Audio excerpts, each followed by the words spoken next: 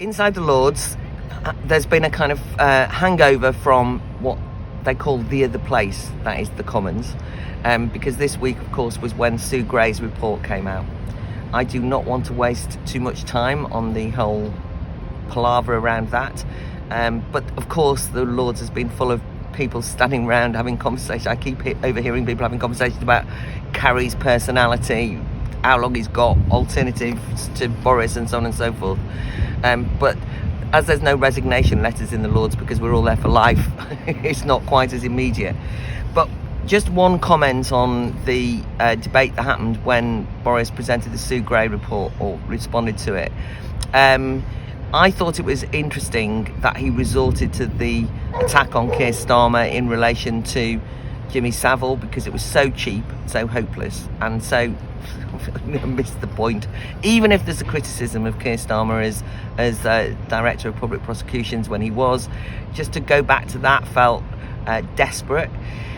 The thing that he didn't do, and this is what's annoying, is to remind the House of Commons and the public that Keir Starmer and the Labour Party have shown contempt for the public. Just the accusation that was being levelled at Boris Johnson in relation to the way they treated Brexit. Now, you might think, well, what's Brexit got to do with any of this? But in fact, the Tory party, that very day, it was the anniversary of Brexit when Sue Gray's report was out, second year of actually leaving the EU. And they brought out this pathetic Brexit bill, you know, the gains of Brexit, which, to be honest with you, if that's what Brexit was, I wouldn't have voted for it myself, because it was this kind of pathetic list of bills and pieces of legislation we can now do on our own. But it was just a kind of another cheap attempt, and that actually cheapened Brexit. And I actually think the main thing about that you can have a go at the Labour Party on is the fact that I can't take them seriously when they talk about contempt for ordinary people, because they're full of it at all times. And I also thought that, as it happens, they were in a position where they could have had a go, for example, at the fact that there's a Labour MP who is being hounded out of the Labour Party because of her views on gender and sex, and because she's gender critical, and they managed to miss that. So in other words, the whole thing is irritating. Now, I don't say this as advice to the Tories. I'm simply saying that Brexit's still a very live issue, and I'll tell you how I know, and I kind of reflected on this, which was I walked into a debate that was associated with the Nationality and Borders Bill. I wasn't going to speak, it was just on the asylum case, and there was a what's known as Clause 11, which would be making it illegal to arrive in one of the boats. And there's all sorts of problems with that Clause 11 because it doesn't make any sense for a start off, and I understand some of the concerns being raised by the Lib Dems and Labour Party. But I sat there for an hour and I listened to what was effectively a "we shouldn't have left the EU" series of speeches.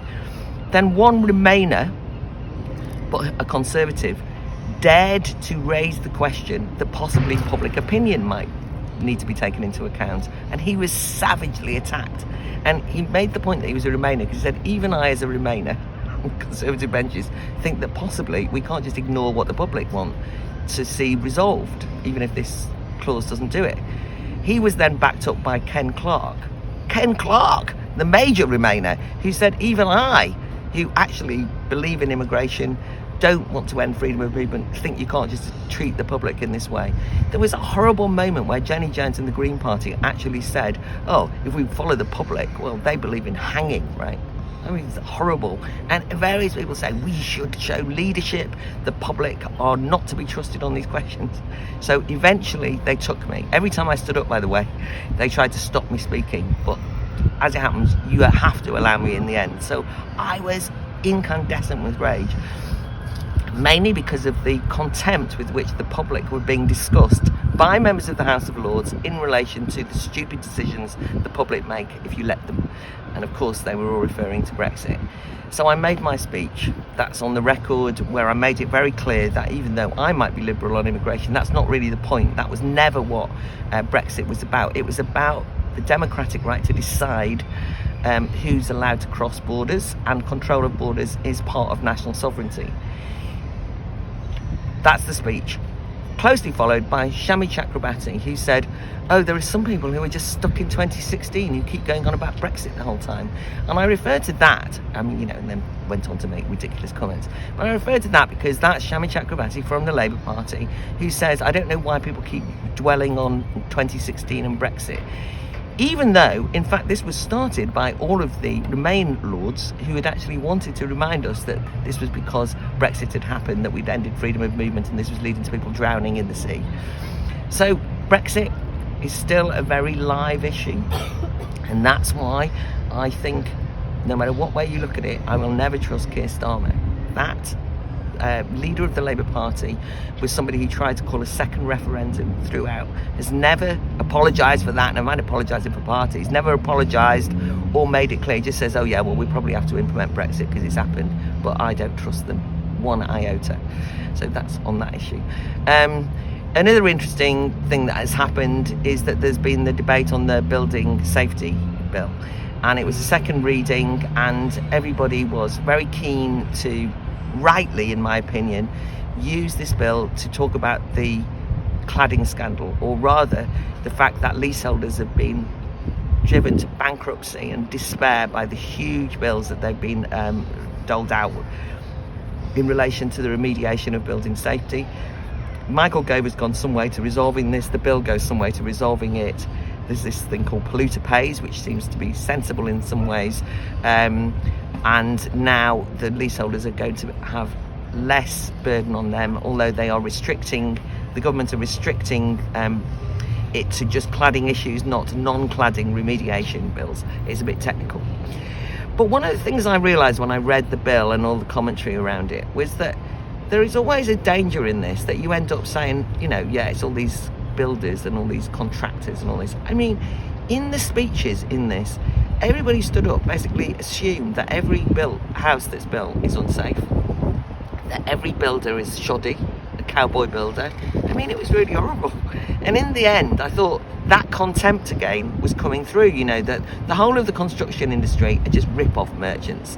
And the way the public were treated were as only those consumers who might end up living in unsafe houses.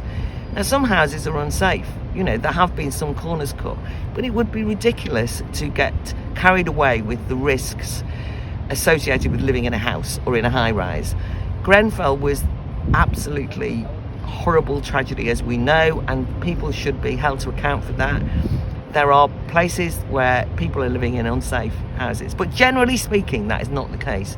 And the reason I drew attention to that was because I think that if you always say safety first, zero risk, and you actually say that we can't actually ever trust anyone to build a safe house without loads and loads of regulations, this will grind everything to a halt. And this was being discussed on the same day as the levelling up paper, which whatever else it involves must involve building. And so I think that we have to be careful. However, I made that speech, I might as well have been speaking a different language, really, because everybody looked at me and was like, oh, why is she not talking about the cladding scandal? Why is she going on? But sometimes you try and intervene to draw attention to a different point. It doesn't always work.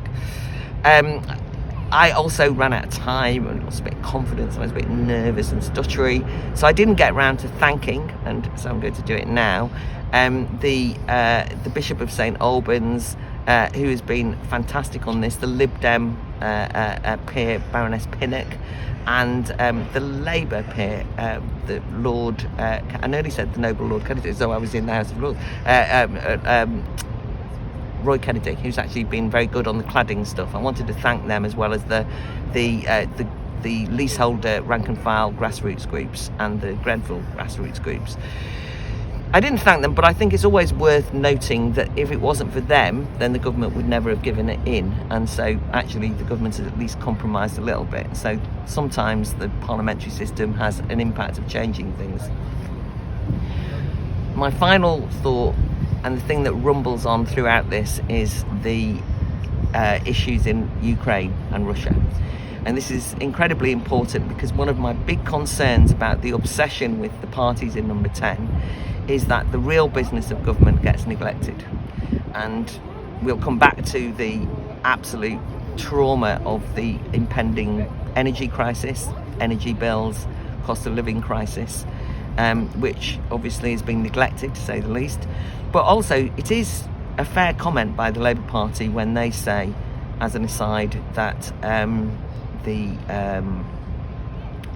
cancellation of a phone call with Putin in order to save your own skin is an indication of where the priorities of British government lead you. And even I think, God, when Putin says I'm not reorganising the call, I mean, you can hardly blame him. But I'm very worried about the escalation of rhetoric in relation to Russia and the Ukraine. We should remember, and really remember, that at a particular time when the initial problems around Ukraine and Russia started, that the EU were very big supporters of Ukraine, that Russia is often blamed for everything. If you remember, Russia was blamed for Brexit, Russia was blamed for Trump's election. Russia can be an easy scapegoat. I am not pro-Russia or pro-Putin, for those who want to say that I am, but I do think that painting everything in a black and white morality way is very, very unhelpful. And so I do think you have to dig deeper, and I am worried that the usual diplomatic solutions are being avoided because Biden and now Boris Johnson see Ukraine as a way of stamping themselves on the world stage and distracting us from homegrown problems. So let's be careful of that. That's why the Academy of Ideas have got a very important discussion this evening. It's part of our international salon. It's a Zoom event. Please come along. We've got Mary Jovansky and Frank Furedi, who are going to be discussing a different approach to the Russia-Ukraine tensions. So zoom in and watch. If you're not able to watch it this evening, make sure you watch it as a podcast, listen back to it, because it's our responsibility to not allow just the headlines to dictate how we understand international foreign policy. Just my final inside the Lords bit, just because it's a matter of procedure, is I, in my jumping up and talking about Brexit, wanted to thank a bishop, and I called him the noble bishop. I suddenly thought, I don't know what you call a bishop. Anyway, I've had a variety of correspondence telling me I got the name wrong. I want to particularly, actually, genuinely thank Baroness Noakes, who actually said to me, as your style guide, you call him the Reverend Prelate, the Bishop, and I've been waiting excitedly to use the correct terms, and that's why it was really annoying that I ran out of time to thank people the other day, because I could have said the Reverend Prelate, the Bishop of St Albans, and I didn't get around to it.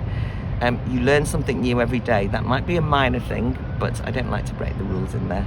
So I'm looking forward to being able to thank or attack a bishop so I can say the right terms. See you next week.